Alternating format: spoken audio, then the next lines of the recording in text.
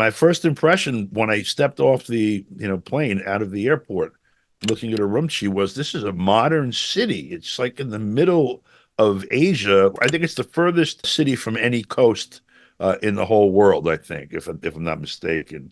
And so I had this first impression of, wow, they're big urban modern buildings visible from the door when you walk out, and everything looked new and bustling and not at all what I would think of as a backwash, like, way in the interior of China, away from the coasts and everything. So that was my very first impression.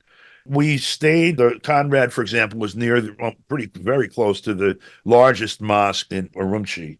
And we went to other mosques, and also we made a point of trying to eat and hang out in halal restaurants and other Muslim businesses where people congregated. So everyone that we spoke with that was, first of all, surprised to hear, because we did ask at some point in time, there's this story about this. Do you know anything about any of this? Have you seen, people being taken away in the middle of the night by guys in trench coats and, all of that stuff? And, people would laugh at how ridiculous it was. Like, how would you describe your life? Would you say your life here? Would you say it's excellent, good, or very good, good, not so good, whatever, 5 or 6 gradients?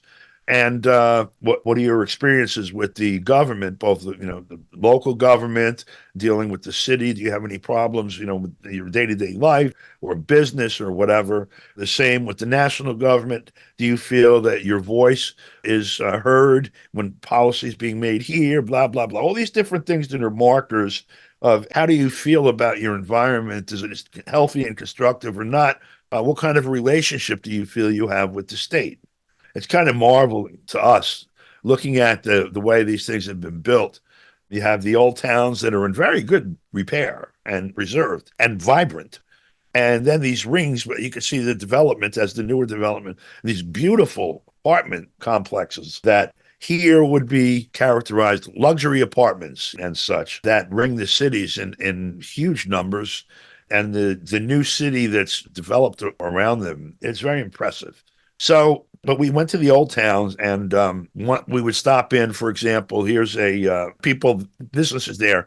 Some of them solicit people to come in, especially they see, foreigners coming through. They made a point, come on in, have coffee, whatever.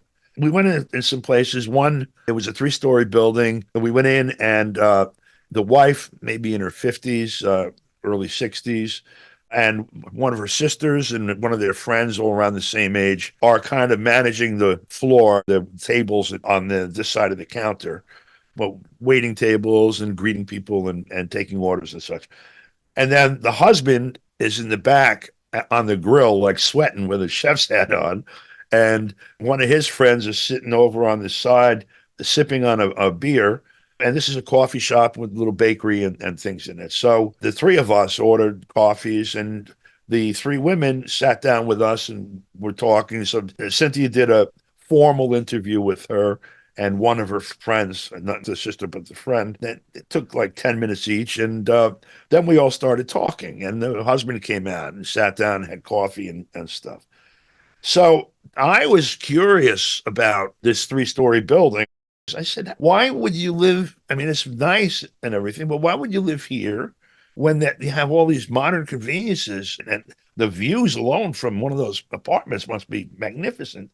She said, we've always been here. This is ours. We live here. This is ours. This place is ours. Talking about like the whole community too, where she is at. I had no idea that people in China, with the socialist and the whole history of it since 1949, had this sense of like proprietorship, not formal, but essential proprietorship, that I own the things in my life. And that impressed me a lot. Then we went to Dunhuang. The scale of Dunhuang is much more, see, the word I use here is going to sound strange in the context of what I just said, much more human scale. It's not so many skyscrapers, a lot of 2- and 3-story buildings. You have the hotel we stayed in. I don't know if it was a replica of an old, like a little petite village. I don't know, like 4 blocks of two-story buildings with retail on the first floor and various residential on the second. No cars, like walking, and it's like almost like a contained strip mall. I don't know if that's an original that's been maintained or if it's a mock-up, whatever. Very comfortable. We stayed in this place. Across the main street that this fronted on was desert and a mountain, sand mountain. So this was the view from our room, our window. There was a camel ride up the sand mountain, like in real. It felt more like a city maybe in the 1930s or 40s in terms of scale. Or here, like in Greenwich Village in New York City, maybe like Greenwich Village was 20 years ago, not quite so much auto traffic.